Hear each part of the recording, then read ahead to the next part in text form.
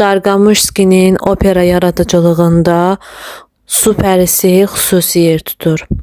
Bu, xalq məişət musiqili dram janrında yazılmış ilk klassik Rus operasıdır.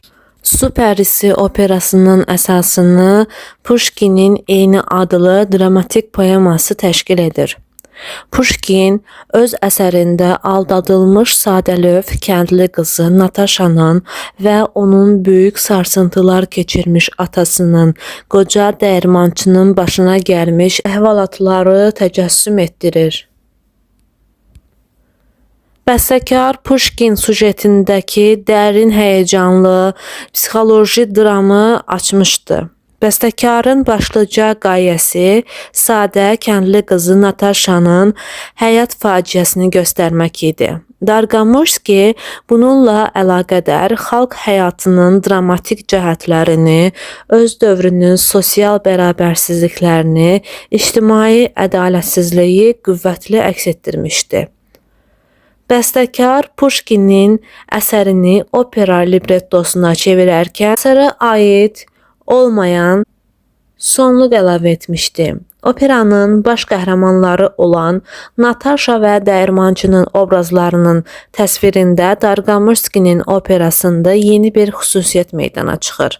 Bəstəkar baş qəhrəmanların musiqi xasiyyətlərini ardıcıl inkişaf etdirərək həmin obrazları daim məişət səhnələrində və dramatik səhnələrdə canlandırmışdı.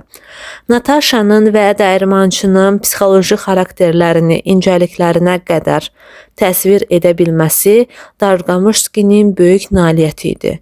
Qeyd etməliyik ki, əsərdə ənənəvi musiqi nömrələri ilə yanaşı ardıcıl inkişaf səhnələri də var idi. Məhz ansambl səhnələrində musiqi pillə-pillə inkişaf edərək baş qəhrəmanların əsas musiqi xasiyyətlərini, onların həyat faciəsini gözlərimiz önündə canlandırır. Ümumən, belə səhnələr bir neçə kiçik arioza epizodlarının ardıcıl düzülüşündən, qısa və axıcı ansambl oxumalarından və ən başlıcası külli miqdarda reçitativlərdən əmələ gəlir. Reçitativlər gərgin dramatik vəziyyətlərdə və kulminasiyalarda birinci dərəcəli əhəmiyyət kəsb edir. Əsərin xüsusən birinci və üçüncü pərdələrində müxtəlif ansambl səhnələri var idi. Opera sonata allegro formasında yazılmış böyük uvertura ilə başlayır. Uverturanın əsas məzmununu ehtiraslı, fəal obrazla ona zid qüvvələrin qarşılaşması təşkil edir. Bəstəkar uverturada operanın mövzularını geniş işləmişdi. Uverturanın girişi ikinci pərdədən, toy xorunun və dördüncü pərdənin finalında səslənən su pərisinin çağırışı mövzularından ibarət idi. Qeyd edək ki, su pərisinin çağırışı epizodu İdiotka Zaragataya xalq beşik mahnısı əsasında yazılmışdı. Sonata ekspozisiyasının köməkçi partiyasında birinci pərdədə Nataşanın Knyazla duetindən mövzu səslənir. Ekspozisiyaların mövzuları yığcam halda reprizdə əks etdirilir. Koda isə işlənib dəyişdirilmiş beşik mahnısı əsasında qurulur. Opera 4 pərdədən ibarətdir. Operanın birinci pərdəsi böyük əhəmiyyət kəsb edir. Knyazın dəyirmançı qızının və onun atasının başına gələcəyinin xitamı əsərin məhz bu pərdəsində göstərilir. Dəyirmançı qızı Nataşa Knyazla ayrılığa dözə bilməyib intihar edir. Qoca dəyirmançı qəflətən baş verən bu bədbəxtlikdən, sevimli qızının ölümündən ağlını itirərək dəli olur və meşəyə qaçır.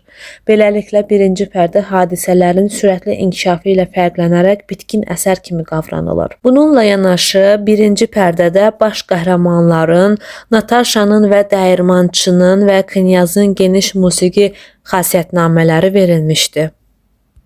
Birinci pərdə. Dnepr sahilində dəyirman. Dəyirmançının qızı Nataşa sevdiyi Knyazın yolunu gözləyir. Operanın başlanğıcında Dargamışski dəyirmançının musiqi xasiyyətnaməsini verir. Öyüd nəsihətlə dolu ariyasında "Ah cavan qızlar, hamınız birsiz.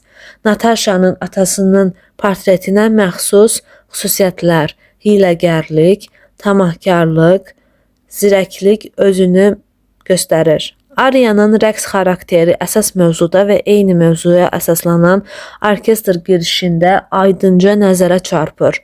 Atanın tənələri mahir intonasiya dəqiqliyi ilə ifadə edilir. Siz ki, belə inadkarsınız, sizə eyni sözü azı 100 dəfə təkrar etmək lazım gəlir. İlk dəfə Nataşanın obrazı ansambl nömrəsində ilk xarakterli tersetdə yaranır. Tersetin musiqisi Nataşanın şən həyəcanlarını və qəmginliyini, knyazın sakitləşdirici nitqini, dəyirmançının deyingən atmacalarını təcəssüm etdirir. Nataşanın incə, gözəl obrazını əks etdirən fa minor ariozasının melodiyası, axıcılığı, gözəlliyi ilə diqqəti cəlb edir. Knyaz Nataşaya xəbərdarlıq edir ki, onunla həmişəlik vidalaşmaq üçün gəlmişdir, çünki varlı ailənin qızı ilə evlənir. Knyaz Nataşaya hədiyyələr və onun atasına pul verməklə günahını yumaq fikrindədir. Bu məqamda kəndlilərin müxtəlif xarakterli 3 xoru səslənir. Bunlar Ah, Ürəyim, Qəlbim adlı axıcı lirik xor, Hörül, Çəpərim adlı sakit, yalvarışlı xor və Dağda pivə bişirərdik adlı şən rəqsvari xor səslənir. Həmin xorlarda bəstəkar əsil xalq melodiyalarına əsaslanır. Lakin kəndlilərin mahnıları və rəqsləri Nataşanın və knyazın qəmgin, həyəcanlı əhval-ruhiyyəsinə heç təsir etmir. Knyazın xəbərindən sarsılan Nataşa onu etiraf edir ki, tezliklə ana olmalıdır. Nataşanı atır. Nataşa ilə knyazın geniş dueti bir sıra epizodlarında bilavasitə Əziz dostum ariozasında Nataşanın halına, knyazın acımasını ifadə edir. Özün düşün, ürəyimizcə ömür yoldaşı seçmək bizdən asılı deyil. Ariozasında Dargamushki knyazın xasiyyətinin digər cəhətini, onun egoistliyini, bayağı adam olduğunu göstərir. Həmin duetdən sonra Nataşa ilə dəyirmançının dramatik səhnəsində və birinci pərdənin finalında bəstəkar Nataşanın ağır vəziyyətini, onun faciəvi taleyini ardıcıl musiqi ilə canlandırır. Aydın hərarətli lirizm, ehtiraslı dramatizm, narahatlıq, faciəvi ruh düşkünlüyü, bütün bu zəngin hisslər Nataşanın xarakterini yaradır. Nataşa üçün dəhşətli ayrılıq çağı gəlmişdir. Nataşa ilə knyazın duetini tamamlayan gözəl reçitativ epizodu Dayan sənə sözüm var məhz bu səvkidə yazılmışdı. Bu reçitativdə Dargamushki Nataşanın səsindəki təlaşı böyük qüvvə ilə ifadə edir. Reçitativlər Nataşa və dəyirmançının sonraki səhnəsində də səslənir. Nataşanın faciəvi, yüksək mərhələdə birinci pərdənin finalında təlaş keçirən qəhrəmanın hiss və həyəcanlarını qabarıq şəkildə reçitativlərdə, onun Dnepr çayına müraciətində özünü biruzə verir. Qəzəblənmiş Nataşa bütün günahları atasında görür və xalq qarşısında ona ağır tənələr vurur. Nataşanın qəzəbi coşub daşır və həyatdan ümidini üzən qız özünü Dneprə atır. Bundan sonra əsərdən Nataşa fantastik obraz kimi çıxış edir. Su pərilərinin hökmdarına çevrilmiş Nataşa ilə bir daha operanın 4-cü pərdəsində görüşürük. 2-ci pərdə. Knyaz öz malikanəsində toy məclisi keçirir. Şən xarakterli mahnılar, rəqslər, toy mərasim xorları bir-birini əvəz edir. Qəflətən cəmaət arasında oxuyan qadın səsi eşidilir. Bu Nataşanın qəmli səsidir. O aldadılıb tərk edilən və özünü çaya atan qız haqqında qəmli bir nəğmə oxuyur. Daşlar sarı qumlar üstü ilə. Mahnının melodiyası axıcı, kərli nəğmələrini xatırladır. Məclisin əhval-ruhiyyəsini pozan qadını tapmaq mümkün olmur. Bu əhvalatdan sonra şənliyi bərpa etmək mümkün olmur. 3-cü pərdə. 12 ildən sonra. Knyazın evində onun tənha arvadı qüssə içərisindədir. Ərinin ona münasibəti soyuqdur. Knyaginya ilə yaxınlıq edən Olga şən nəğmə oxumaqla onu əyləndirməyə çalışır. Knyaginya ərinin Dnepr sahilində tək qalmaq qərarını eşidib, Olga ilə birlikdə onu axtarmağa yollanır.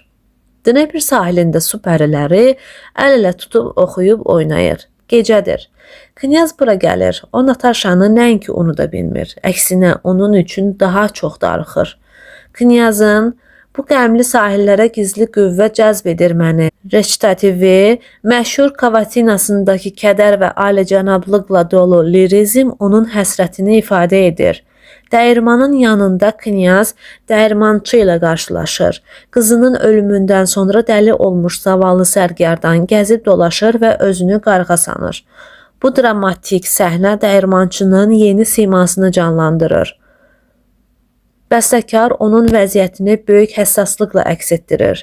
Qocanın gözlənilməz ötkəm ifadələrlə dolu, ağılsız fikirləri, qırıq-qırıq səslənən, bəzən kəskin, bəzən dramatik, mən hardan dəyirmançı oldum, bəzən də təmkinli reçitativlərdə, məntiqsiz vurğularda, dinamika və faktura dəyişikliklərində əks olunur. Bu vəziyyətdə qızı yadına düşəndə qocanın ağlı özünə qayıdır və o dərin istirablara qərq olur. Qəzəbli dəyirmançı gah Knyaza yalvarıb qızını qaytarmasını xahiş edir, gah da onu Nataşanı öldürməkdə günahlandırır. O qızının qatilini boğub öldürməyə çalışır. Özünü yetirən ovçular ağalarını xilas edirlər. Bu hal qocanın dərdinə şərik çıxan, faciəsini dərindən başa düşən dinləyicidə haqsızlığa qüvvətli etiraz hissi oyadır. Dəyirmançının geniş duet səhnəsi operanın ən gərgin dramatik nöqtələrindən biridir. 4-cü pərdə. Sualtı ev. Su pərilərinin çarçası qızını sahilə göndərir, tapşırır ki, hiylə ilə atasını su altına gətirsin. Çarça sevinir. Çoxdan gözlədiyi qisas anı gəlib çatmaqdadır. Dnepr sahili, Olganın müşayiət etdiyi Knyaginya ərini izləyir. Balaca su pərisi Knyazın qarşısına çıxır və ona deyir ki, orada suyun altında onu əvvəlki məhəbbəti gözləyir. Nataşa haqqında xatirələrə qapılan Knyaz qızının ardınca getməyə hazırdır. Knyaginya və Olga onu bu niyyətdən çəkindirmək istəyirlər. Qız Knyazı ardınca aparanda gəlib çıxan dəyirmançı Knyazı itələyib suya salır. Dneprin dibi. Su pəriləri Knyazın meyitini sürüyüb öz çarçalarının ayağı altına atır. Nəhayət sevgilisi tərəfindən təhqir edilmiş, aldadılmış Nataşa intiqam alır. Orkestrda son dəfə su pərisinin çağırış mövzusu zəhimli, möhtəşəm səpkidə səslənir. Burada buynuzlu keçi gəlir xalq beşik nəğməsindən istifadə olunmuşdu.